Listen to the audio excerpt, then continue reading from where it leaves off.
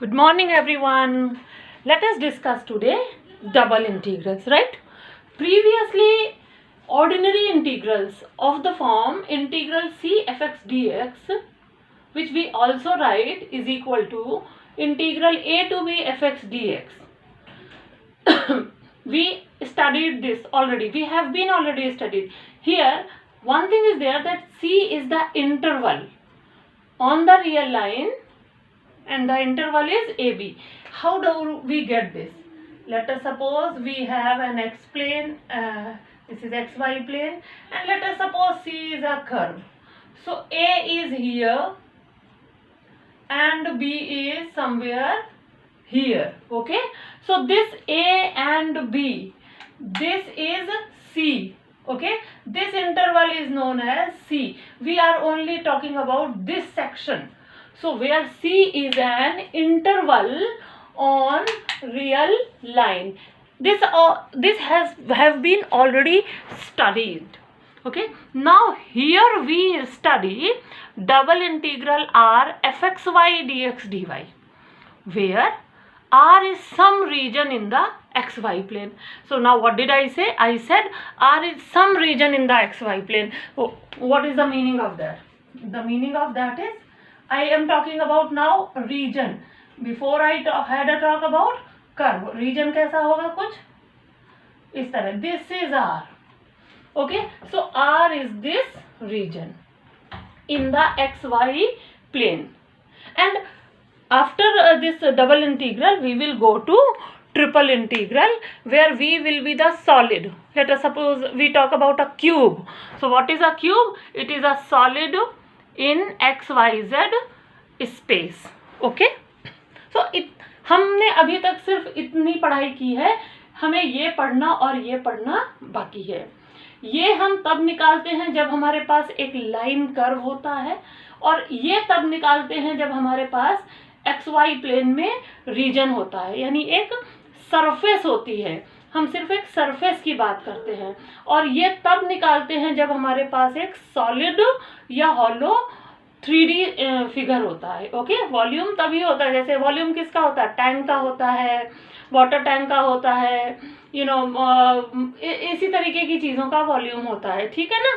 So this we are going to discuss in this chapter. Now I would like to have discuss with you some properties of double integral. So let us discuss some properties of double integral. I am going to discuss with you some properties of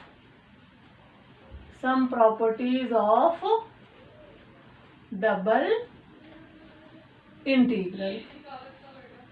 Okay, so what are that properties? The number one property is area property. What is the property? Area property. Area property क्या कहती है? That area of region R. वो हम कैसे निकालते हैं? वो हम निकालते हैं डबल इंटीग्रल dx dy से. ठीक है, एरिया प्रॉपर्टी क्या कहती है कि हम रीजन निकालते हैं dx dy से. ठीक है, ठीक. उसके बाद आती है दूसरी प्रॉपर्टी. सेकंड प्रॉपर्टी क्या कहती है? Linear property, linearity. ये प्रॉपर्टी जानना हमारे लिए बहुत जरूरी है. लीनियरिटी ये क्या कहती है? That double integral of R a fxy plus b gxy dx dy is equal to a double integral R fxy dx dy plus b double integral R gxy dx dy. And the most important and the last property of double integral is additivity. Additivity. Additivity इसकी most important property है. वो क्या है? If R is broken, if R is broken up into a finite number of, अगर हमने reason को बहुत छोटे छोटे टुकड़ों में बांट दिया है जो एक दूसरे पर ओवरलैप नहीं करते हैं, तो if R is broken up into a finite number of non-overlapping basic regions, okay, non-overlapping basic regions R1, R2 up to so on Rn, then what? तब हमारे पास क्या हो जाता है? तब हमारे पास हो जाता है double integral R fxy dx dy is equal to double integral R1 fxy dx dy plus up to so on plus double integral Rn fxy dx dy. Okay, so these are some, so now these are the basic properties out of which I feel we will very commonly use additivity and linearity property, and whenever we have to find the area of a region, then I have to definitely use area property. Okay, so now let us go for the valuation of double integral. How do we valuate double integral? आगे बढ़ने से पहले एक इसका screenshot ले लो. Linearity property क्या कहती है कि अगर एफ एक्स वाई एक फंक्शन है, जी एक्स वाई एक फंक्शन है, और ए, अब यहाँ मुझे लिखना था where a and b are constants, यानी ए एक कांस्टेंट है जब उसका एफ एक्स वाई से मल्टीप्लाई करेंगे जो कि एक फंक्शन है एक्स और वाई का, फिर जी एक्स वाई एक फंक्शन है उसमें जब हम एक कांस्टेंट बी का मल्टीप्लाई करें और दोनों को ऐड कर दें, फिर दोनों का डबल इंटीग्रल निकालें, तो वो किसके बराबर आएगा? वो आएगा एफ एक्स वाई का डबल इंटीग्रल निकालें और उसका ए में मल्टीप्लाई कर दें, प्लस जी एक्स वाई का डबल इंटीग्रल निकालें और उसमें बी का मल्टीप्लाई कर दें, उसके बराबर वो इंटीग्रल हमारा आ जाएगा. All right, so we will get that integral. Now I will go ahead with the evaluation of double integral. इसकी बात करेंगे हम कैसे evaluate करते हैं, हम evaluate कैसे करते हैं हम double integrals को. So valuation of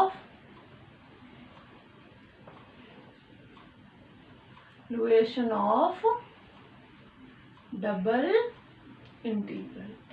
ठीक है, यानी हम एक पर्टिकुलर इंटीग्रल जो डबल इंटीग्रल है उसको सॉल्व कैसे करेंगे. अब डबल इंटीग्रल में जो डिफिकल्टी होती है वो कहाँ से आती है? Let us suppose I have a double integral f x y d x d y, then what is the difficulty in this? The difficulty is, इसका ये एफ डिफिकल्ट होता है और इसका रीजन आर, वो अगर हमें दो चीजें अच्छे से निकालनी आती हैं तो हमारे लिए डबल इंटीग्रल निकालना कोई भी मुश्किल काम नहीं होता है. ठीक है, सो नाउ हम एक एक करके डबल इंटीग्रल निकालने का तरीका सीखते हैं. नंबर 1, वैल्यूएशन में number 1, by cutting a chip parallel to y-axis. अगर हम पैरेलल टू रीजन जो है उसमें पैरेलल टू y-axis एक चिप, ये एक हेडिंग है. अब देखते हैं ये कैसे वर्क करता है. ठीक है, देखिए हम क्या करेंगे. लेट अस सपोज इसमें हमारे पास एक रीजन है. ठीक है, ओके. अब इस रीजन में हम एक चिप काट लेते हैं. ये मैंने पैरेलल टू वाई एक्सिस ये पतली सी एक इस रीजन की चिप काट ली.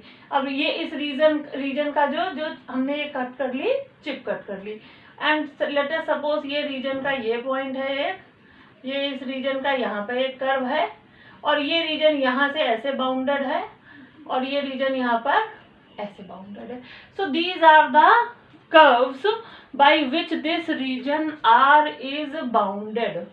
ऐसा जरूरी नहीं है कि रीजन जो है हमारा स्ट्रेट लाइन से बाउंडेड है, नहीं. यहाँ पर ये जो रीजन है ये कैसा भी हो सकता है. मैंने लाइंस इसलिए ऐसी बनाई है सो दैट वो उसको टच करती हुई जा रही हैं, जिससे कि जहाँ पर भी ये लाइंस टच करेंगी वो उसके लोवेस्ट और हाईएस्ट पॉइंट हो जाएंगे, और ये वाला नियरेस्ट और फारदेस्ट पॉइंट हो जाएगा कहाँ से, एक्सिस से. This point is the lowest point and this point is the highest point from x-axis, and this is the nearest point and this is the farthest point from y-axis. तो हम क्या करते हैं, y के parallel एक chip cut करते हैं. ठीक है, जब हम y के पैरेलल एक चिप कट करते हैं तो अब हमारे पास क्या होता है, हमारे पास ये होता है डबल इंटीग्रल. जब भी हम इस ऐसे करेंगे, y के पैरेलल चिप कट करेंगे, तो y का जो यहाँ पे कर्व होगा, कर्व जो भी यहाँ पे कर्व होगा, वहां से हम y की वैल्यू निकालेंगे. We will find the value of y from the curve which is here at the lowest point of the chip. हम क्या करेंगे, इसका कर्व निकालेंगे at the lowest point of the chip, और यहाँ पर हम क्या करेंगे, जो कर्व होगा वहां से y की दूसरी वैल्यू निकालेंगे. तो y की पहली वैल्यू और y की दूसरी वैल्यू, y1 और y2 निकालेंगे. ठीक है, अब जो भी कोई भी कर्व होता है वो x और y में होता है, तो जब हम y1 निकालेंगे तो डेफिनेटली y1 की वैल्यू x में आएगी या कांस्टेंट आएगी. इसी तरह जो y2 की वैल्यू है वो या तो x में आएगी या कांस्टेंट आएगी. तो हमें क्या मिलेगा, y1 जो है वो हमें मिलेगा ईदर कांस्टेंट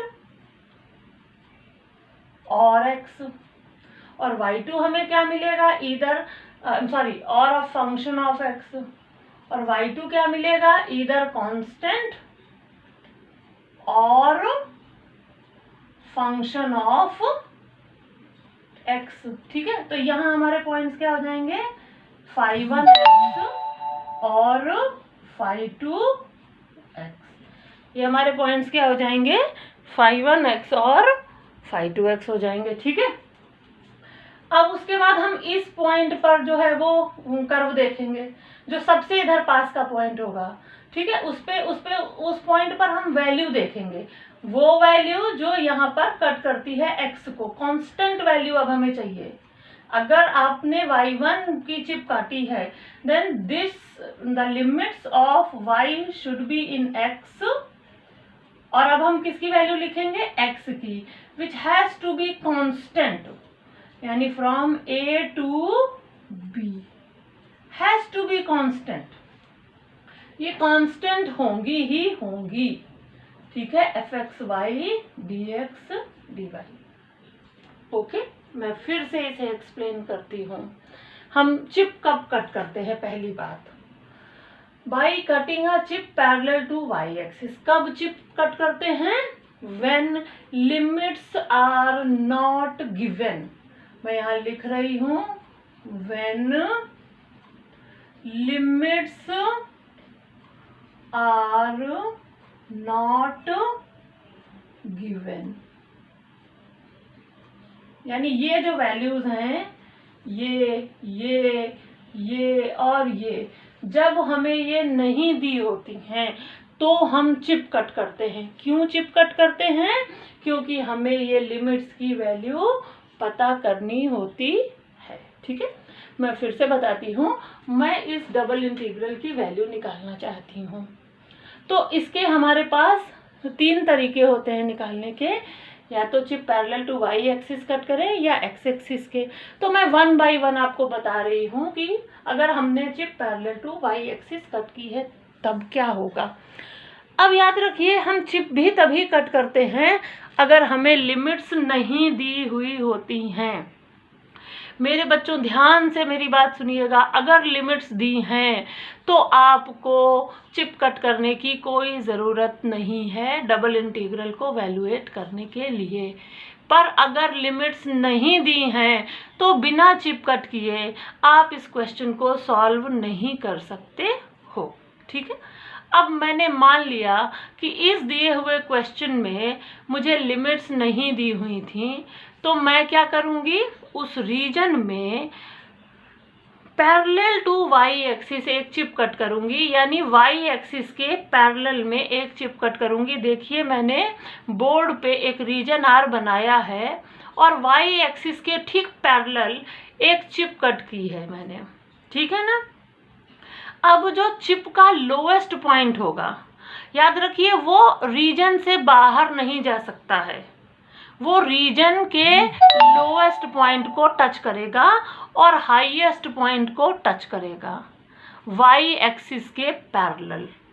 ठीक है, वाई एक्सिस की डायरेक्शन में हम लोएस्ट पॉइंट से हाईएस्ट पॉइंट तक जाएंगे कर्व के ऊपर। ये देखिए, ये हमारा लोएस्ट पॉइंट है और ये हमारा हाईएस्ट पॉइंट है, किधर, वाई डायरेक्शन में। जब हम वाई डायरेक्शन में नीचे से ऊपर की ओर जाएंगे तो जो लोएस्ट पॉइंट होगा वो y1 होगा और जो हाईएस्ट पॉइंट होगा जहाँ पर चिप रीजन से ऊपर की तरफ से बाहर निकल जाएगी वो हमारा लास्ट पॉइंट होगा, हाईएस्ट पॉइंट होगा, और उस y1 और उस y2 की वैल्यू को हम निकालेंगे। याद रखो, जब भी कोई कर्व दिया होगा इसमें, क्योंकि हम अभी एक्स वाई रीजन की बात कर रहे हैं, तो जो कर्व होगा वो कोई ना कोई एक्स और वाई में ही कर्व दिया होगा। उस कर्व से जब हम वाई की वैल्यू निकालेंगे तो वो या तो कांस्टेंट आएगी या एक्स का फंक्शन आएगी। ठीक है, मैंने लिखा भी है, y1 या तो कांस्टेंट होगा या phi1x होगा और y2 या तो कांस्टेंट होगा या phi2x होगा। जो भी y1 की वैल्यू आएगी वो लोअर लिमिट हो जाएगी और जो भी y2 की वैल्यू आएगी वो अपर लिमिट हो जाएगी। अब दूसरा x की वैल्यूज के लिए हम आते हैं।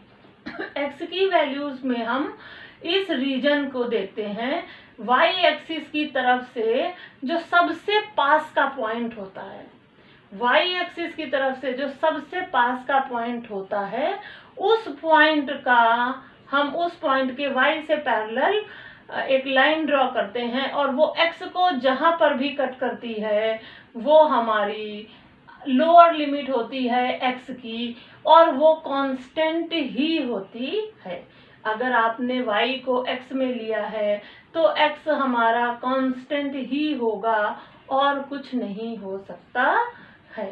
इसी तरह आगे की लिमिट के लिए यानी अपर लिमिट के लिए हम जो y एक्सिस से सबसे दूर का रीजन होता है उससे एक पैरेलल लाइन लाएंगे जो वो x को जहां पर भी कट करेगी वो हमारा x के लिए अपर लिमिट हो जाएगी और वो हमेशा कांस्टेंट होती है। ठीक है, अब अगर ऐसा है तो integrate first with respect to y। याद रखिएगा, जब लिमिट्स दी होंगी तो ये नहीं लिखा होगा y1 is equal to phi1x, वो सीधे सीधे x में वैल्यू दी होंगे। तो याद रखिएगा, अगर हमें वैल्यूज x में दी हैं, if limits are given in x, मैं इसको करेक्ट करके फिर से लिखती हूँ, if inner limits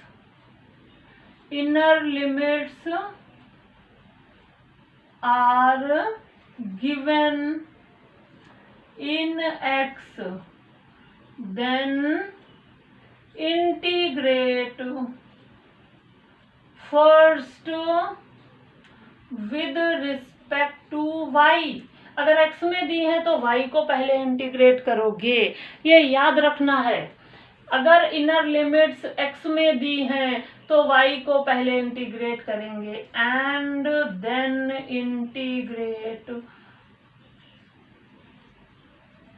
with respect to x. ये हमारा इंटीग्रेट करने का तरीका होता है। पहले हम y के रिस्पेक्ट में इंटीग्रेट करेंगे और फिर हम x के रिस्पेक्ट में इंटीग्रेट करेंगे। So let us take a question and see how can we evaluate a double integral। ठीक है, चलिए।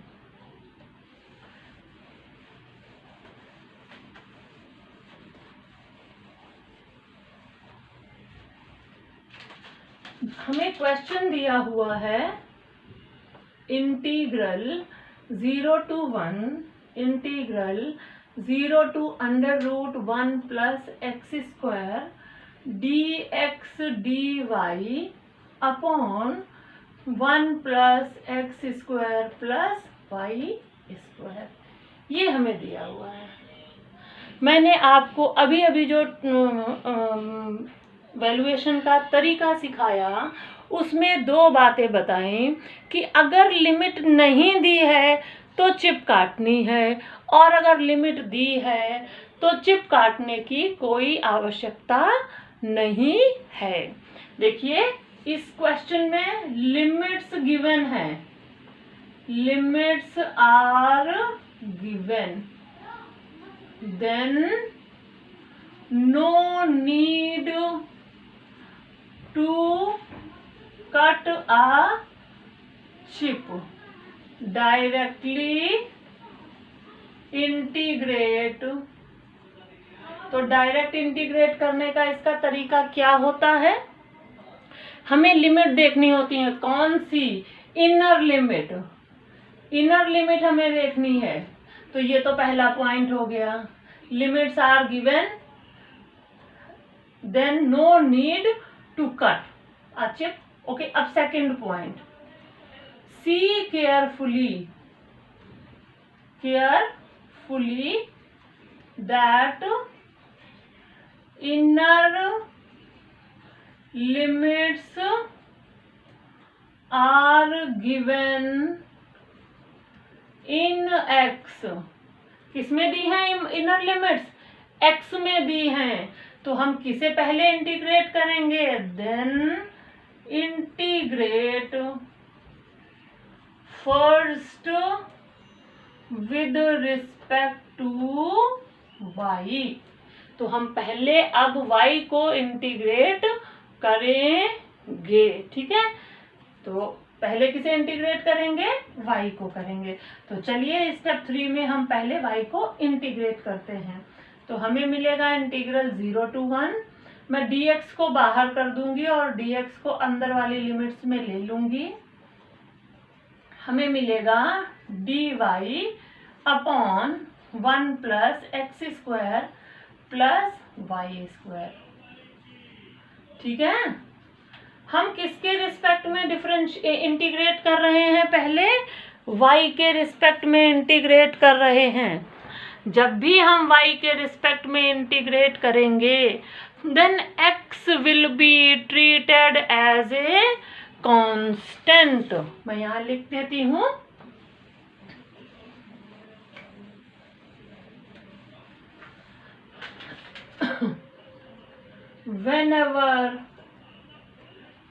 whenever we integrate with respect to y, then x will be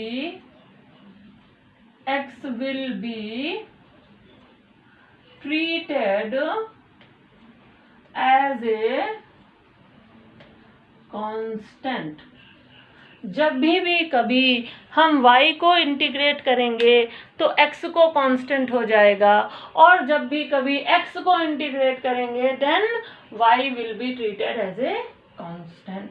ठीक है, तो अब ये कांस्टेंट हो गया, ये कांस्टेंट हो गया ना। तो अब कौन सा फॉर्मूला लगा हमारे पास? हमारे पास इंटीग्रल का फॉर्मूला हमें याद करना पड़ेगा, integral dx upon 1 plus, suppose मैं y के रिस्पेक्ट में कर रही हूं तो 1 plus y square is equal to a square plus 1 plus y is square is equal to 1 upon a tan inverse y by a।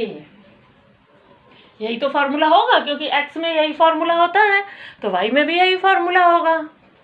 अब हमारा a क्या है 1 प्लस एक्स स्क्वायर।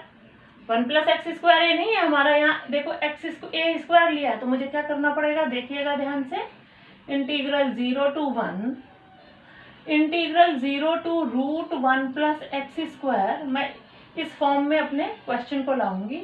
ये हो जाएगा dy upon under root 1 plus x square whole square plus y square into dx।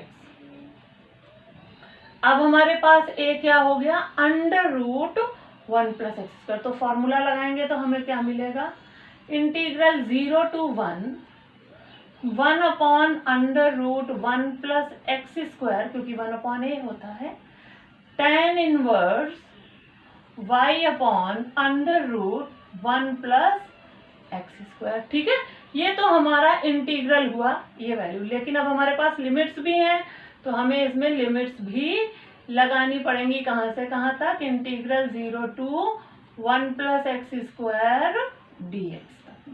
ठीक है, हमें ये लिमिट्स भी लगानी पड़ेंगी। चलिए हम लिमिट्स लगाते हैं।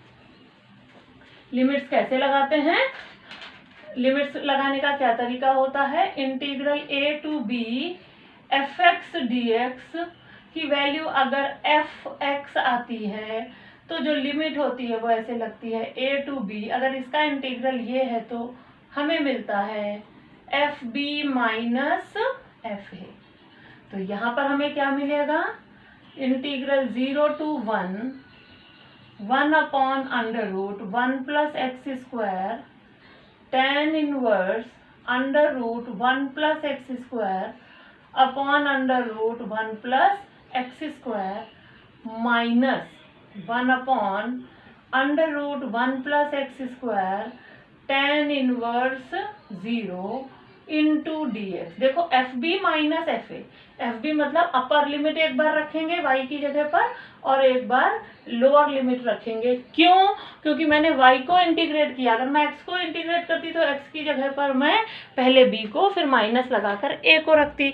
अभी मैंने y को इंटीग्रेट किया है इसलिए मैं y की जगह पर पहले under root 1 plus x square रखूंगी और फिर माइनस लगाकर 0। अब देखिए ये और ये वैल्यू मेरी कैंसिल हो जाएगी तो मुझे क्या मिलेगा, integral 0 to 1 upon under root 1 plus x square tan inverse 1 minus 1 upon under root 1 plus x square into 0 into dx।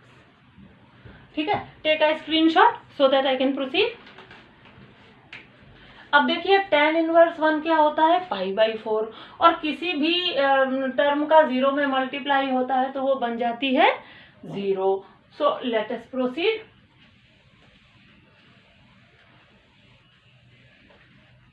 What do we get, हमें मिलेगा integral 0 to 1 upon under root 1 plus x square into π/4 minus 0 into dx। ये हमें मिलेगा π/4 integral 0 to 1 upon under root 1 plus x square dx। ठीक है, अब इसका integral का फॉर्मूला क्या होता है, इसका इंटीग्रल का फॉर्मूला होता है 1 upon under root 1 plus x square is log x plus under root 1 plus x square. ये फॉर्मूला होता है और ये फॉर्मूले हमें याद रखने पड़ते हैं। तो अगर आपने अच्छे से फर्स्ट यानी सिंगल नॉर्मल हमें जो इंटीग्रल सिखाया जाता है तो वो अगर अच्छे से आता है तो ये सारे फॉर्मूले मुझे लगता है आपको याद होंगे। तो अब हमें मिल जाएगा π/4 log x plus under root 1 plus x square. From where to where, I have to get it from 0 to 1। ठीक है, अब फिर से यही बात, F B minus F A, जहां जहां एक्स है एक बार मैं 1 रखूंगी और एक बार मैं माइनस लगाकर 0 की वैल्यू पुट करूंगी। देखिए मुझे क्या मिलेगा, मुझे मिलेगा π/4 log 1 plus √2 minus log 0 plus √1 plus 0। Okay, ये वैल्यू मिलेगी log 1। log 1 की वैल्यू कितनी होती है, मुझे मिलेगा माइनस log 1। log 1 कितना होता है, 0 होता है। So the answer is π/4 into log 1 plus √2, ठीक है, माइनस 0, चूंकि log 1 की वैल्यू होती है 0। So this is our answer. ये क्वेश्चन कब किस केस पे इस तरह से सॉल्व होगा, when limits are given to us, जब हमें लिमिट्स दी होती हैं तो हम क्वेश्चन को इस तरह से सॉल्व करते हैं। नाउ सपोज हमको लिमिट्स नहीं दी हुई हैं, अब मैं एक क्वेश्चन लूंगी जिसमें हमें लिमिट्स नहीं दी हुई हैं, हम तब क्या करेंगे, देखिएगा ध्यान से।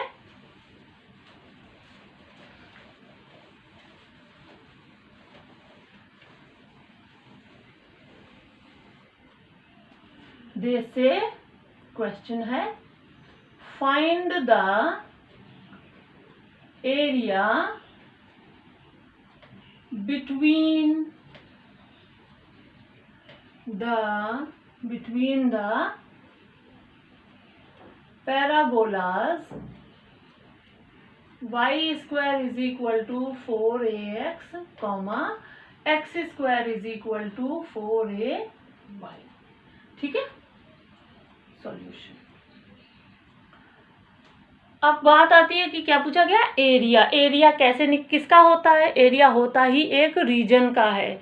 इसका मतलब हमें उस एरिया को निकालना, रीजन। तो क्या कोई हमने प्रॉपर्टी पढ़ी है, जी हाँ बिल्कुल पढ़ी है, मैंने पढ़ी है प्रॉपर्टी नंबर 1, एरिया प्रॉपर्टी। तो क्या होती है वो, एरिया कैसे निकालते हैं, निकालते हैं डबल इंटीग्रल dx dy से, ऐसे ही निकालते हैं ना। तो ये निकालते हैं हम डबल इंटीग्रल dx dy से। अब number 2 points, are limits given, limits are not given, limits are not given. अब लिमिट्स नहीं दिए तब हम क्या करेंगे, तब मैंने क्या बताया है, तो हमको तो फिर तब तो चिप काटनी ही पड़ेगी। अब हमें क्या करना पड़ेगा, चिप काटनी है। तो चिप काटने के लिए इसका मतलब we have to draw the region and cut a chip parallel to y axis. We don't have any other way to solve this. इसको सॉल्व करने का इसके अलावा कोई तरीका है ही नहीं। अगर लिमिट्स नहीं दी हैं, if limits are not given, we have to draw the region and cut a chip parallel to y axis. Number 3, अब स्टेप नंबर 3 क्या होगा, रीजन हमें दिया है y square is equal to 4ax और x square is equal to 4ay।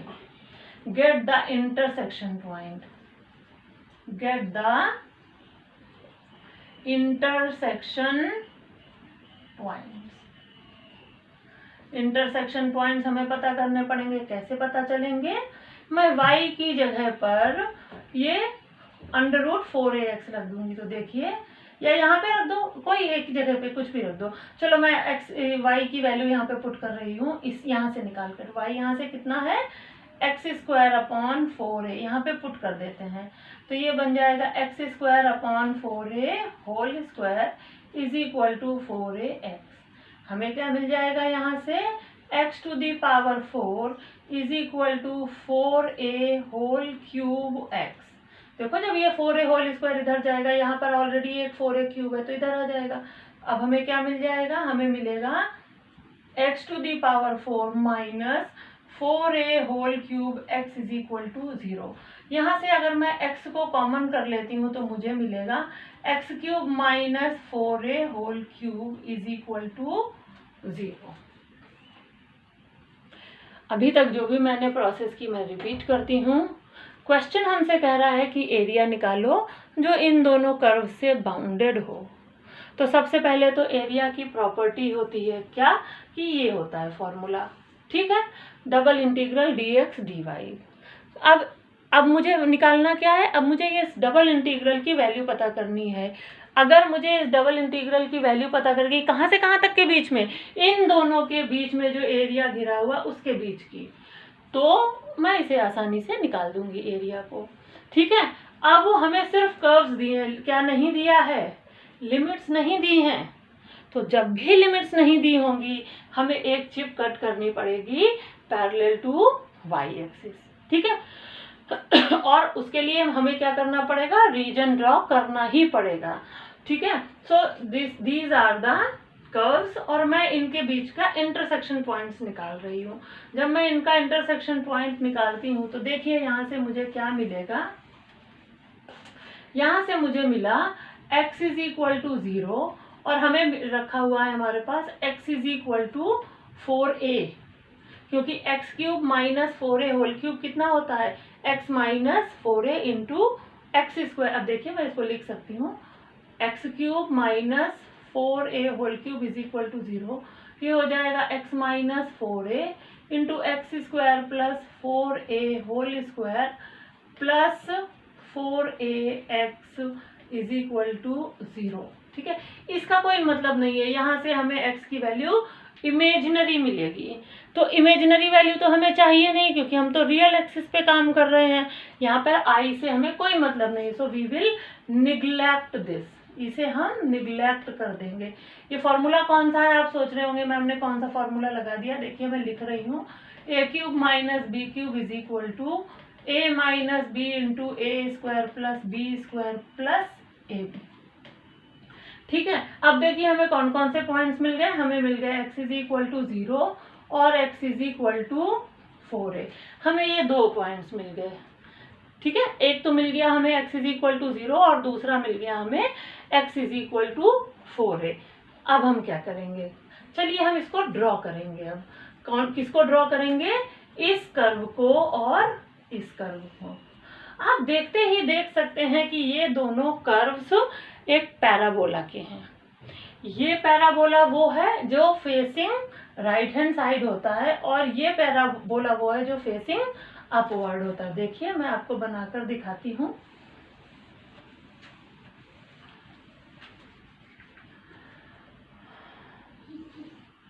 ये अगर x axis है और ये y एक्सिस है तो y square is equal to 4ax is this parabola, this is y square is equal to 4ax and this is x square is equal to, ये कौन सा है, x square is equal to 4ay। देखिए ये दोनों parabolas दो points पर cut कर रहे हैं, एक यहाँ पर और एक यहाँ पर। यहाँ पर x कितना है 0 और y कितना होगा, चलिए मैं किसी भी एक पैराबोला में रख देती हूँ। Let us suppose y square is equal to 4ax में x की जगह 0 लग दिया तो मुझे y भी 0 मिल गया। तो पहला पॉइंट है हमारे पास x0 y0 और दूसरा पॉइंट क्या होगा, अगर मैं यहाँ पर x की जगह 4a लिख दूँ तो when x is equal to 4a तो हमें कितना मिलेगा, y square is equal to 4a का होल स्क्वायर। इसका मतलब y अगेन इज 4a, तो हमें y कितना मिल गया 4a। दो इंटरसेक्शन पॉइंट थे, एक ये है 0 0 और एक ये है 4a 4a, ठीक है, ओके। अब ठीक, अब हमें क्या करना है, इतना समझ में आया या मैं दोबारा एक्सप्लेन कर दूं एक बार। देखिए हम यहाँ तक पहुँच गए थे तो हमारे पास जो इक्वेशन बनी थी वहाँ से x0 निकल आया था और दूसरी पार्ट को हमने इस तरह से लिखा था, तो ये हमें मिल गया था x माइनस 4a। इस फॉर्मूले के हिसाब से मैंने ये दो इंटरसेक्शन पॉइंट निकाल लिए और हमें मालूम है कि ये पैराबोला इस तरह का फेसिंग होता है और ये वाला पैराबोला जो है वो ऊपर को फेसिंग होता है। ये दो पॉइंट्स पर कट कर रहे हैं क्योंकि हम पहले ही पता कर चुके हैं। देखिए एक तो ओरिजिन पे कट कर रहे हैं और एक ये 4a पे कट कर रहे हैं। तो अब हमारा जो रीजन है वो कौन सा हो गया जिसका हमें एरिया पता करना है? वो रीजन हुआ जो इन दोनों के बीच का है, जो इन दोनों के से बाउंडेड है, यानी इससे ये वाला रीजन हो गया हमारा जिसका हमें एरिया पता करना है। ठीक है, अब इतना सब हम क्यों कर रहे हैं? क्योंकि हमें लिमिट्स नहीं दी हैं, इसलिए मुझे इतना सब करना पड़ा। अब अगर लिमिट्स नहीं दी हैं तो हमें क्या करना पड़ेगा? चिप काटनी पड़ेगी पैरेलल टू एक्स एक्सिस। ठीक है ना, चलिए मैं चिप कट करती हूँ। देखिए हमारे पास ये रीजन है और मैं चिप कट कर रही हूँ पैरेलल टू एक्स एक्सिस। मैंने आपको बताया था हम इसे सेंटर में ही कट करते हैं। ठीक है, अब उसके बाद मैंने आपको क्या सिखाया है मैं ये पहले इतना सारा इरेज कर देती हूँ। आई थिंक आप लोगों को ये अच्छी तरह से समझ में आ गया होगा। मैं ये इरेज कर रही हूँ। यहाँ पर ध्यान से देखिए हमें चाहिए डबल इंटीग्रल dx dy। हमने चिप काटी है पैरेलल टू y एक्सिस। याद रखिए अगर हमने chip parallel to y axis काटी है तो y की वैल्यूज यहाँ पर पहले लिखी जाएंगी इनर इंटीग्रल में और x की वैल्यूज आउटर इंटीग्रल में लिखी जाएंगी। ये अभी थोड़ी देर पहले मैंने आपको एक्सप्लेन किया था। ठीक है, तो lower point of the chip, what is this point? यहाँ पर इक्वेशन क्या है? ये कौन सा कर्व है? ये कर्व है ये वाला। ये कौन सा लोअर पॉइंट है? इस कर्व पे। So the lower point of the chip is at y is equal to x square upon 4a। Lower point कौन से कर्व पर है? इस कर्व पर है, इस कर्व पर। यहाँ से अगर हम y निकालेंगे तो कितना होगा? X square upon 4a। तो ये वैल्यू होगी y1, पहली वैल्यू, लोअर लिमिट। जो नीचे से ऊपर जाते हैं, मैंने अभी थोड़ी देर पहले आपको सिखाया, जब चिप काटते हैं तो हम y एक्सिस की तरफ चलते हैं नीचे से ऊपर की ओर। तो नीचे से ऊपर की ओर जाते हैं तो जो सबसे लोअर पॉइंट होता है चिप का वो लोअर लिमिट होती है और जो चिप का अपर पॉइंट होता है वो अपर लिमिट होती है। तो ये y1 हो गया। अब y2 क्या होगा? y2 यानी जो अपर लिमिट पे जो कर्व है वहां पर y की वैल्यू कितनी है? अपर लिमिट पे कौन सा कर्व है? अपर लिमिट पे हमारा ये वाला कर्व है और यहाँ पर y की वैल्यू हमारी कितनी है? y इज इक्वल टू है √4ax। कितनी है हमारी y की वैल्यू? √4ax। तो अपर पर जो भी वैल्यू होती है वही हो जाती है हमारी अपर लिमिट। तो ये हमारा जो y2 है वो हो गया √4ax।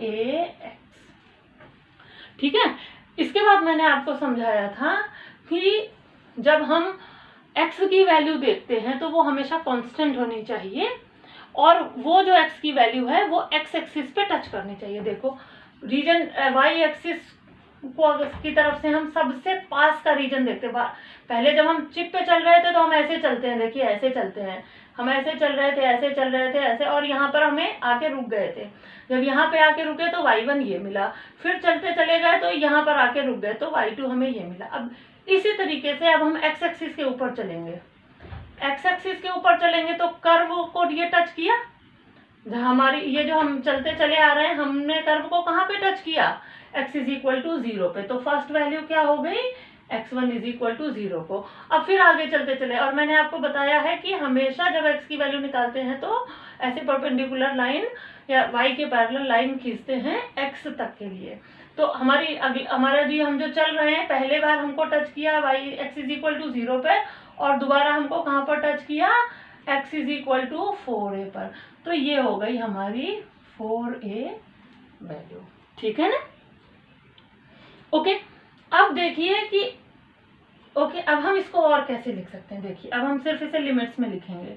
0 to 4a integral x square upon 4a to √4ax dx dy। ये हमें मिल गया फाइनली, क्योंकि लिमिट्स तो हमारी यही वाली है ना, ये लिमिट्स हैं। Now limits are given in terms of x। तो हम पहले किसे इंटीग्रेट करेंगे? इसके उल्टे वाले को, यानी y को। ठीक है, अब मैं ये बाकी का इरेज कर रही हूं।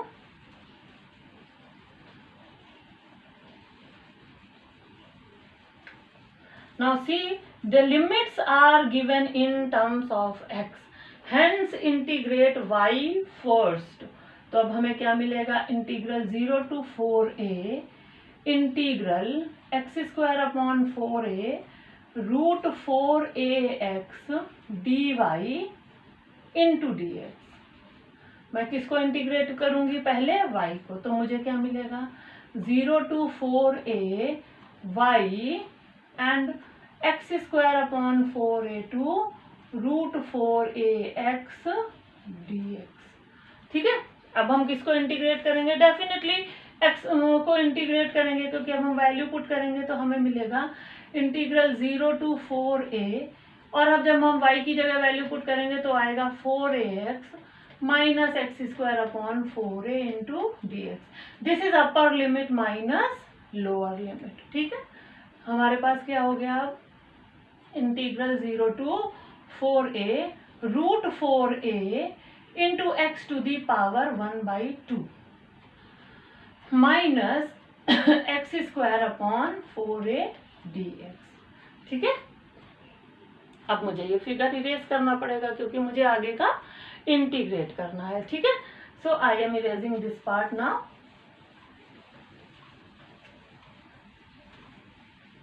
Now you see I have to integrate it. तो जो रूट 4a है वो तो कांस्टेंट है, क्योंकि अभी हम किसको इंटीग्रेट कर रहे हैं, x को. तो x के अलावा जितना भी होगा सब कांस्टेंट चला जाएगा. तो हमें क्या मिलेगा, रूट 4a और x to the power half का फॉर्मूला किससे लगेगा, x to the power n dx. तो फॉर्मूला क्या होगा, x to the power n plus 1 अपॉन n प्लस 1. हमें क्या मिलेगा, x to the power 3/2 upon 3/2 minus 1 upon 4a ऐसे रहेगा, और x क्यूब का क्या हो जाएगा, एक्स क्यूब अपॉन 3. देखो जब 2 है तो 2 प्लस 1 अपॉन 2 प्लस 1 तो 3 अपॉन 3. और कहाँ से कहाँ तक जाएगा, 0 to 4a.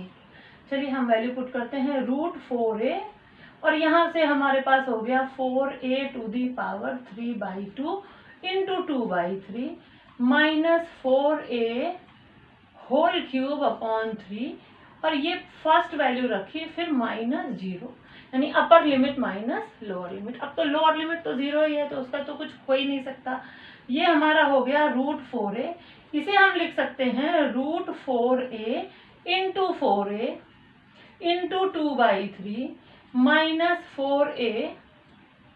यहाँ पर हमारे पास और क्या है, यहाँ पर हमारे पास 4a भी था जो मैं लिखना भूल गई हूँ, तो ये हो जाएगा 3 into 4a.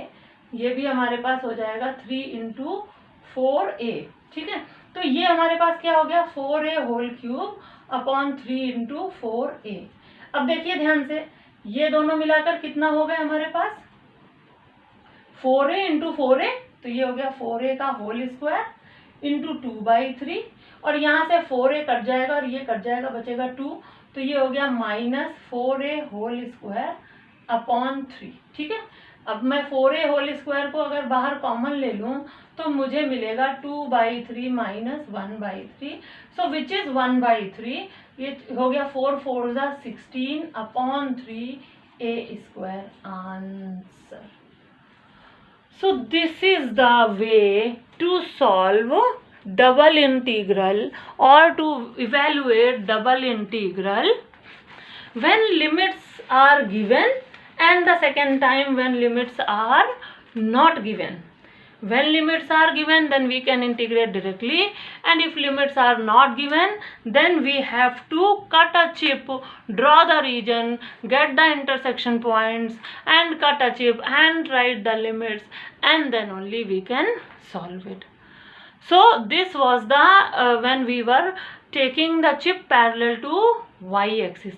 In the next video we will go with the chip when we will cut a chip parallel to x-axis, as well as when the limits are given constant to us, if the both limits are given constant to us.